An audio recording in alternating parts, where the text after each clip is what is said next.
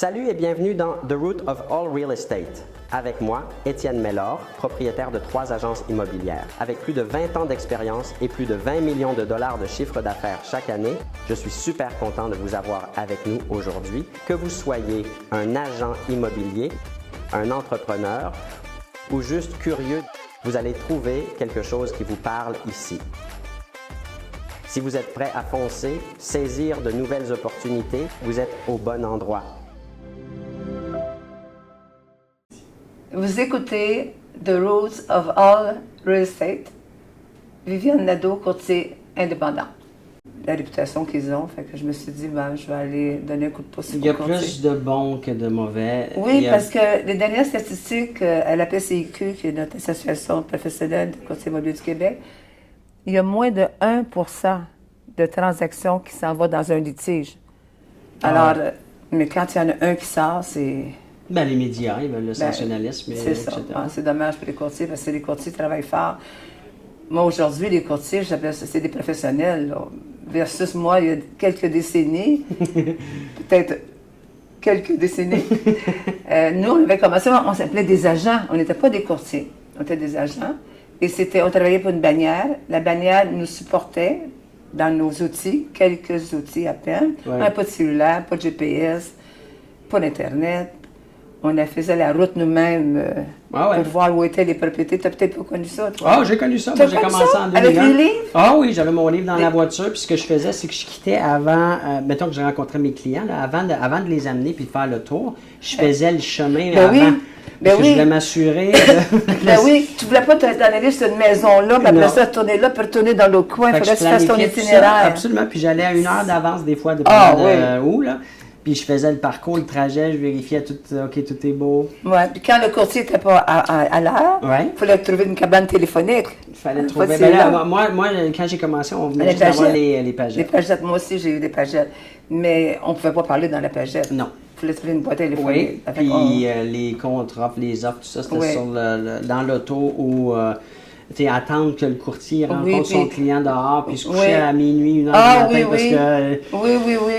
Oui. Puis les contrats n'étaient pas ce qu'ils sont aujourd'hui. Non, c'était beaucoup plus simple. On pensait que c'était compliqué. On pensait, oui. Mais aujourd'hui, c'est un autre game, comme on dit. Mais ça a changé quand ils ont modifié le Code civil en 1994. C'est là qu'on est devenu... On a transféré le nom d'agent immobilier à courtier immobilier. Ah, c'est un peu après. Après 1994? Parce que moi, oui, un peu après, mais c'est à cause de... oui. C'est avec le processus été entamé. Ça, oui. Puis là, c'est devenu comme... on est devenu responsable à 100% de nos transactions. C'était plus la bannière qui était... Non. Comme toi, tu as une bannière, tu as plusieurs... courtiers, mais on est conjointement responsable. Mais le courtier est... Vraiment. Mais le courtier ne peut plus se dire moi c'est pas moi, c'est l'agence. Fait que dans le fond, il y a eu beaucoup de changements au cours des années. Oui. Les plus gros sont arrivés aussi tout récemment. Là. Plus gros, je ne sais pas si c'est plus gros, mais la double représentation, la loi 25, il y a eu beaucoup de choses en peu de temps, là, depuis quelques années. La double représentation, là, c'est dommage que le public ne comprenne pas vraiment la double représentation. Pas encore. C'est encore trop nouveau. C'est pas encore assez expliqué au public. Parce que le courtier inscripteur peut vendre une propriété à un acheteur. On peut accompagner la terminologie. Il peut lui vendre. Oui. En lui donnant un traitement équitable. Mm-hmm. C'est parce qu'il travaille, lui, pour le vendeur. Alors, il faut qu'il déclare à l'acheteur que lui travaille pour le vendeur, mais qu'il peut lui donner un traitement équitable sous condition, évidemment, de petites règles à suivre, là. Mais le public ne comprend pas ça, là. Mais une transaction immobilière, moi, c'est les courtiers, je les vois vraiment, là. C'est vraiment une expérience. Une transaction, c'est vraiment une expérience humaine en partant. Le contact humain, là, ça devrait être relationnel et non transactionnel. Mais moi, je n'ai pas fait de transaction autrement que ça. Ça n'existe pas, moi, dans ma pratique. Parce que j'ai besoin j'ai besoin de savoir si le client va bien avec moi et si moi, je vais bien avec lui aussi. Si chacun a confiance qu'il peut s'installer, aller chercher leurs besoins, que ce soit un jeune acheteur, que ce soit un acheteur deuxième maison ou un cap de vie qui change comme à mon âge, qui change leur cap de vie, les orienter, aller chercher leurs besoins. Bien, c'est ce qui expliquerait, je présume, le nombre d'années que vous avez été courtier. C'est pas la moyenne, j'en parle souvent, là, 87% en dedans de 5 ans sont plus courtiers. C'est beaucoup, là. Ouais, tu sais pourquoi? Ça coûte énormément cher, faire de l'immobilier. Bien, si on n'a pas la bonne approche, si on pense Non, mais transactionnel... un jeune courtier qui commence, là, il faut qu'il ait les reins solides. Ça a toujours été, même dans mon temps, là. Mais c'est même aujourd'hui, les outils, mais je pense que c'est plus compliqué côté outillage, côté trucs à faire. On parle tout à l'heure, on parlait des formulaires, il y a de plus en plus de choses à exécuter. Si on rajoute les réseaux sociaux, c'est pour ça aussi qu'on a vu, et je serais intéressé de savoir pour vous de votre côté, mais l'évolution des équipes. Il n'y en avait pas d'équipe, il n'y en avait pas. Il y en avait peut-être, mais c'était pas, il n'y en avait pas autant qu'il y en a aujourd'hui. Avant, on faisait partie d'une équipe, d'un bureau, on se parlait. Ouais. Aujourd'hui, le courtier est plus individuel, je pense. Il a son client. Eh bien, les équipes aussi, l'évolution est devenue, parce que pour le partage des responsabilités. Oui. C'est comme il va y avoir un courtier ou un membre de l'équipe, un membre administratif, ouais, qui va aider avec les réseaux sociaux, le ci, le ça. Il y a tellement de choses qui doivent se réaliser en une journée que c'est très difficile si on est courtier, un courtier qui porte tous ces chapeaux-là, donner le service aux clients. Je suis vraiment plus spécialisée pour l'acheteur, moi. Okay. J'aime beaucoup prendre un acheteur, l'orienter, faire la transaction comme si je la faisais pour moi-même. Tu sais, c'est vraiment... c'est un investissement d'une vie, ça, acheter un immobilier. Ah oui? Tu sais, je veux dire, il emprunte un 500 000, 1 million, 1,5 million, même un 300 000 pour un premier acheteur, c'est quand même... c'est un gros engagement. Ben, c'est sérieux. C'est sérieux, oui. Puis avec la pandémie qu'on a connue, on a connu de surenchère. Ça n'a pas été une période facile pour les courtiers, ça. Les clients. Il fallait vraiment, mais en tant que courtier, on conseille le client. C'était vraiment, il fallait vraiment dire au client qui voulait avoir absolument la propriété, qu'à un moment donné, il y avait un stop à faire, là. Ça n'avait pas de bon sens de payer ce prix-là, là. Parce qu'un jour, ça aurait pris 10 ans pour acheter cette plus-value-là. Alors, on oriente les clients. C'est la plus grande partie, finalement, de notre travail, je dirais. Ouais. Et aujourd'hui, si on regarde le plus grand défi, ce serait quoi votre plus grand défi? Si vous êtes ici, c'est parce que vous prenez votre business d'une manière sérieuse. Étienne va prendre le temps de vous expliquer exactement qu'est-ce que ça prend pour être capable de générer plus gros revenus. Moi, ça fait quand même très longtemps que je connais Étienne. Puis ce que moi, j'ai appris d'Étienne, c'est qu'il regardait toujours les choses d'une manière élargie. Quand on a une vision de voir quelque chose d'un côté, lui essaie de voir, mais comment est-ce qu'on peut faire ça 10 fois plus, 10 fois plus gros. Il pense toujours en gros. Que vous soyez à temps partiel, que vous soyez à temps plein, que vous soyez un étudiant, que vous soyez mère de famille, puis vous travaillez de la maison, il y a quelque chose pour tout le monde ici. Prenez la chance. Je vous garantis que vous allez avoir des résultats. C'est une opportunité qui est rare, c'est une opportunité qui ne sera pas là continuellement. Amenez votre business au prochain niveau. Vous risquez de le regretter, je vous le dis. Cliquez en bas, vous n'avez rien à perdre. En tant que courtier? Le plus grand défi en tant que courtier, j'en ai pas vraiment. Je pense que je prends mon client, moi, puis on est heureux ensemble, puis on essaie de finir une transaction que les deux parties sont bien. Parce que c'est sûr, pendant la transaction, il y a des négociations, puis il y a mais l'outillage est très important pour moi aussi, là. Maintenant, avec tout ce qu'on a comme outil, avec Centris, c'est vraiment... Puis les réseaux aussi, s'il s'en vient. On va voir si on commence l'intelligence artificielle, là. Vous suivez ce qui se passe de ce côté-là? Ah, ben oui. Ben oui. Moi, je trouve ça très intéressant. Là. Ben oui, parce que bientôt, on va avoir la jurisprudence qui va se défiler devant nous.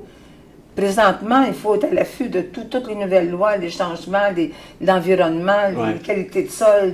Quand on prend une propriété, on est responsable de la propriété qu'on vend. Mais ça va. L'intelligence artificielle va venir aider énormément Absolument. de ce côté-là. Mais ça n'enlèvera pas le côté humain. Ça n'enlèvera pas le côté humain. À tous les courtiers que je parle, on me rappelle toujours cette oui, notion-là. Mais moi, j'étudie ça. Je suis profondément l'intelligence artificielle. C'est rendu... même plus poussé que l'intelligence artificielle générative. Je ne sais pas si c'est la bonne traduction en français, mais c'est... Général, là. tout ce qui est contrat, tout ce qui est rédaction de contrat, ça va être difficile de compétitionner avec les outils, les logiciels, les plateformes, les applications avec l'intelligence artificielle. Mais je ne sais pas, parce que quand on fait nos contrats, on a déjà l'intelligence artificielle, le chat GPT, on peut se servir, on peut... Où ça s'en va, là, où les gens qui sont en tête de Google AI, là, présentement, l'intelligence artificielle, j'écoutais une présentation, ils parlaient de tout ce qui est comptable, avocat, interprétation de données. Ce que nous, moi je dirais, il n'a pas parlé d'immobilier, mais moi mon interprétation de ce que je voyais, c'était OK, on serait peut-être dans ce groupe-là. Et ça ne veut pas dire qu'on va être éliminé complètement, ça veut juste dire qu'il va falloir qu'on s'adapte à la réalité. On ne sera jamais éliminé. Ben ça, je sais pas, mais... Non, je vois pas ça du tout qu'on pourrait... Comment qu'un robot va pouvoir travailler, comment un acheteur va pouvoir travailler avec l'intelligence artificielle quand il y a tellement de sentiments, il y a tellement de... Il y a une application, sans la mentionner, là, que j'ai trouvée en fin de semaine. C'est une compagnie dans l'Ouest qui a déjà un modèle, une application. Puis c'est l'intelligence artificielle, puis l'acheteur peut travailler avec ce courtier virtuel, si tu veux. Ouais. Mais en arrière du virtuel, il y a des courtiers qui vont s'assurer qu'il y a une revue de l'information et qu'il n'y a pas d'erreur. Mais c'est déjà là. Je pense pas, moi, que... Ça va être dur de remplacer un courtier, là.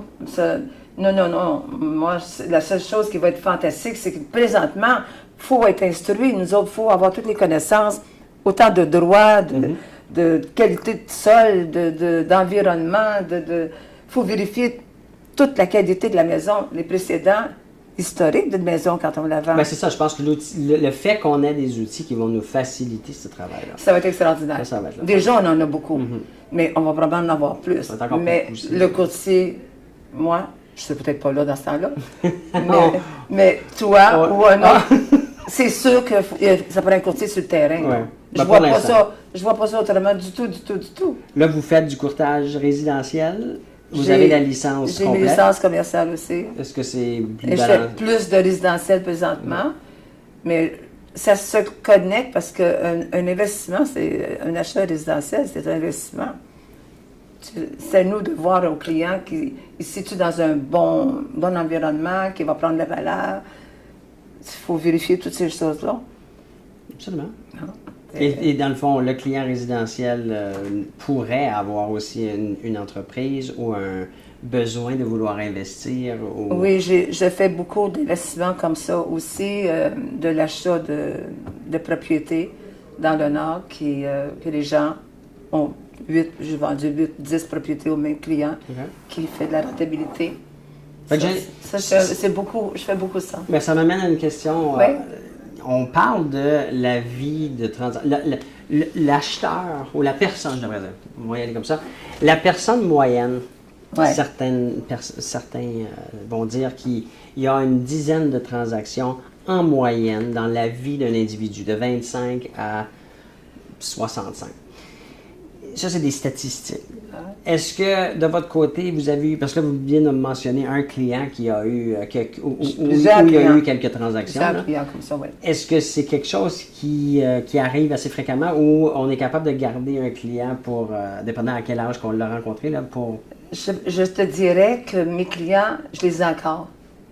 Je vends à leurs enfants, présentement. C'est encore mieux, une autre génération. Oui, je vends à leurs enfants et je leur vends à eux-mêmes aussi parce qu'ils changent de cap de vie. Souvent, ils vont laisser une grosse propriété, peut-être pour un condo. Je ne suis pas tellement folle de vendre un condo, ces gens-là. Là. Mais ils vont peut-être acheter une plus petite maison, un bungalow, parce que souvent, les gens vieillissent. Puis, ça. Mais comme investissement, j'ai vendu beaucoup. J'ai commencé des jeunes clients qui n'avaient pas beaucoup de sous. Puis je les ai grandis. Les accompagner dans leur tout le long de leur vie. Création de leur investissement portfolio. Et pour la Puis retention... aujourd'hui, ils valent beaucoup de sous, parce que c'est des gens qui ont investi en immobilier. Mais comment qu'on garde la relation en vie? Comment qu'on se fait pas oublier? C'est quoi votre approche à ce que j'appelle l'entretien? Ben moi, de la relation? ça fait partie de mon cercle social, maintenant. Mes clients, c'est comme des amis. Ben, c'est des gens proches de moi, là. Okay.